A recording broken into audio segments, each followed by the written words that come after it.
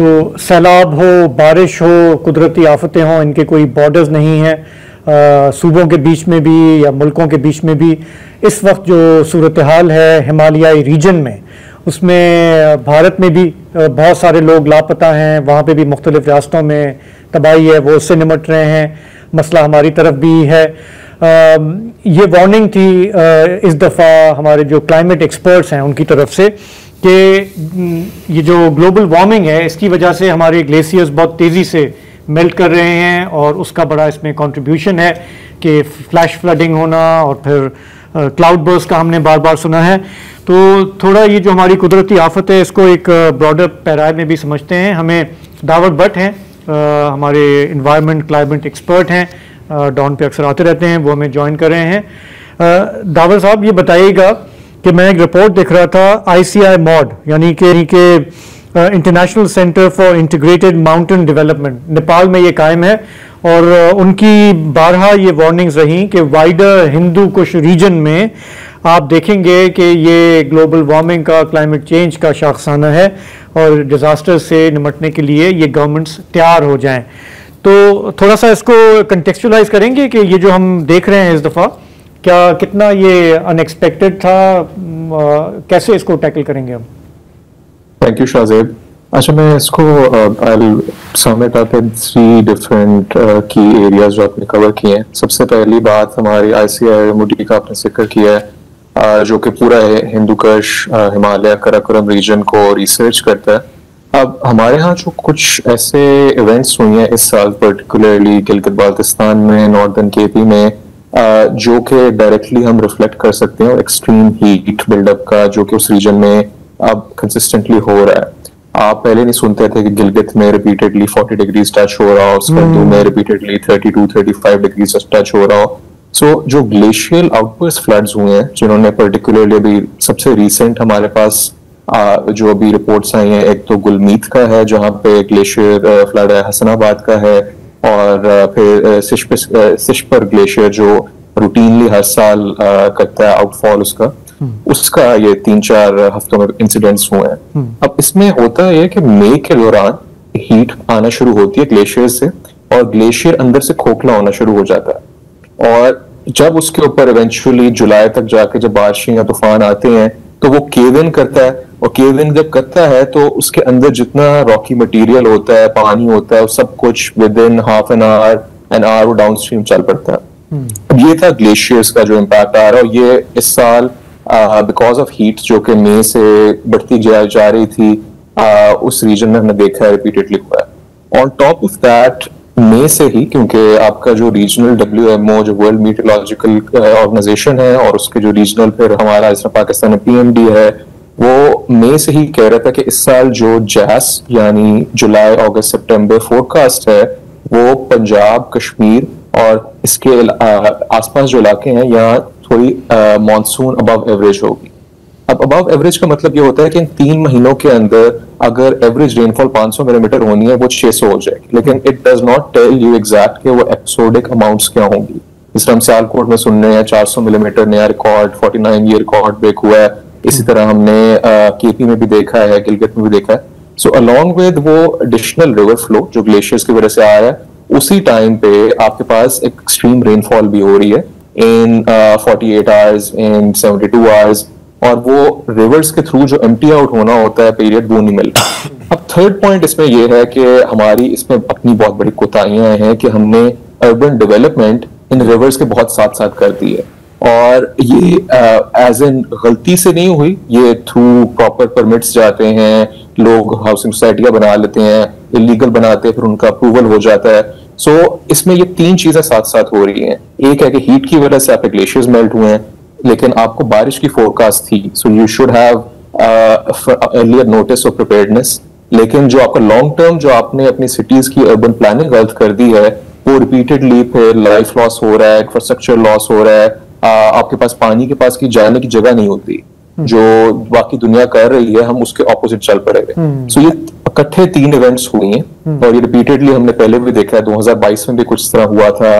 कराची की बहुत बड़ी एग्जांपल है कि 2020, 21, 19 अर्बन डेवलपमेंट ने बहुत बड़ा डैमेज कॉज किया है। सो इसको हमें थोड़ा डिवाइड करके देखना पड़ेगा कि क्लाइमेट जरूर कुछ कर रहा है यहाँ पे, हमें we are one of the most vulnerable in terms of changes in temperature, लेकिन साथ साथ अपनी पॉलिसी मेकिंग और प्लानिंग हमारी बहुत ज्यादा तीन बड़े अवामिल बहुत अच्छी तरह से एक्सप्लेन किया सानू मरंदा शौक ना। अच्छा दावर साहब, पाकिस्तान की मेरा ख्याल है कि सबसे जो बड़ा कारोबार है वो फाइलों का है, हाउसिंग सोसाइटीज का है, और हमने देखा है कि अगर हम रावी की बात करें तो हमें रूडा की भी बात करनी पड़ती है। सिर्फ रूडा की बात नहीं हो रही, यहाँ पर हम देख रहे हैं New Metro City Ravi, River Edge, Kingdom Valley Lahore, Iqbal Garden, Park View City जो है उसको मुकम्मल तौर पर इवैक्यूएट कर दिया गया है। और आपने, मुझे पता है, आपने और कई 100 एक्टिविस्ट, हजारों एक्टिविस्ट, और शायद हमने भी इसमें अपना हिस्सा डाला था, ने बारहा वार्न किया था कि सर असल जो मालकाना हकूक है इस जमीन के वो आपकी नहीं है, वो नहर के हैं,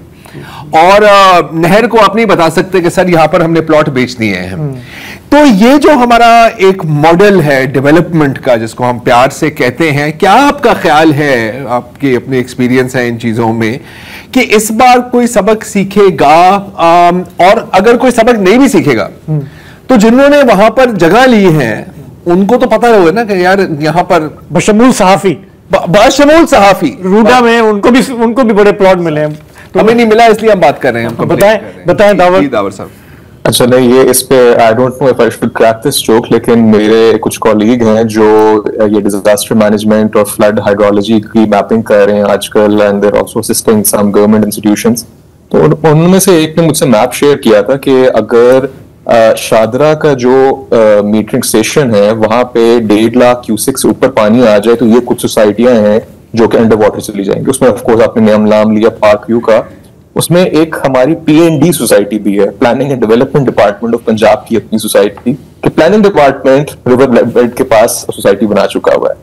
सो इसमें बहुत ज्यादा गलत हमारी प्लानिंग हुई है।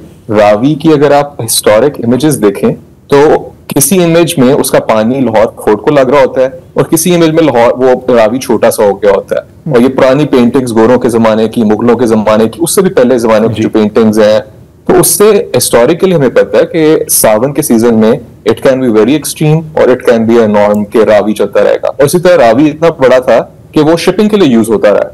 सो आपने उसको नहर बना दिया जरूर, लेकिन कुछ ऐसा साल आएंगे जिसमें रिवर वापस फाइट बैक करेगा। और इस पूरे रीजन की हाइड्रोलॉजी ऐसी ही है कि वो मडी वाटर आता है तेज बारिश के साथ सावन का, और वो फिर आउट ऑफ कंट्रोल हो जाता है। और बिकॉज लाहौर का बाकी रीजन इज क्वाइट प्लेन, कोई ऐसा एलिवेशन नहीं है रावी से बहुत ज्यादा डिफरेंट, तो वो फैलता जाएगा। सो पहले यहाँ रिजर्व फॉरेस्ट होते थे, यहाँ प्लांटेशंस होती थी, और शादरा और लाहौर के दरमियान काफी बड़ा गैप होता था जिसमें सिर्फ ग्रीनरी होती थी। सिर्फ इसलिए कुछ ऐसे साल आएंगे जिसमें यहाँ 2 लाख क्यूसेक, 5 लाख क्यूसेक भी गुजरा हुआ यहाँ से, वो शहर में ना एंटर हो। सो हम उसे भूल गए हैं क्योंकि पिछले 20-15 साल में हम इतनी क्लोज डेवलपमेंट कर ली है अब। और रूडा के अंदर, उस एरिया के अंदर तकरीबन 1,10,000 एकड़ ये सारी सोसाइटियां और ये डेवलपमेंट्स, इंडस्ट्री, पता नहीं क्या क्या होना था, उसको हम मद्देनजर रखते, अभी जो इवेंट हो रही है इनको मद्देनजर रखते हुए ये अंदाजा होना चाहिए कि आपको यहाँ पे वेटलैंड डेवलपमेंट करनी पड़ेगी जो एक्स्ट्रा पानी एब्जॉर्ब करने के काबिल हो, इंस्टेड ऑफ आप कॉन्क्रीटाइज करें कि वो पानी कहीं जा ही ना सके, लोगों के घरों में आएगा। और यही अब बाकी जगह हम देख रहे हैं, जिस तरह इस्लामाबाद में फ्लडिंग हुई है, फिर उसी तरह सवात के आसपास रिपीटेडली फ्लडिंग होती है। अब वो मौका गुजर गया है कि क्लाइमेट ने जो आप हाउसिंग डेवलपमेंट करेंगे उसको with in next 5 to 6 years वहां कोई ना कोई इवेंट आ जानी है जो फ्लड कर देगा। सो बेहतर है कि आप प्रीएम्प्ट करने के लिए वहां शहर का वेटलैंड बना दें। मतलब वेटलैंड बनाए, वेटलैंड हाउसिंग सोसाइटी ना बनाए। हाँ, ये मुल्क में सैलाब की सूरत हाल है। एक बार फिर दावर भट्ट हमारे साथ हैं। अभी हम निशानदेही कर रहे थे कि ये बार बार जो सैलाब आते हैं इसमें हमारी अपनी कोताही क्या है, चाहे दरख्तों की कटाई हो, कंस्ट्रक्शन हो, प्लॉटिंग हो, सब बातें उसमें आ जाती हैं। और अब ये कॉन्वर्जेशन एक रिपेटिटिव कॉन्वर्जेशन बन गया है कि हम सारे मसाइल की हम निशानदेही करते हैं।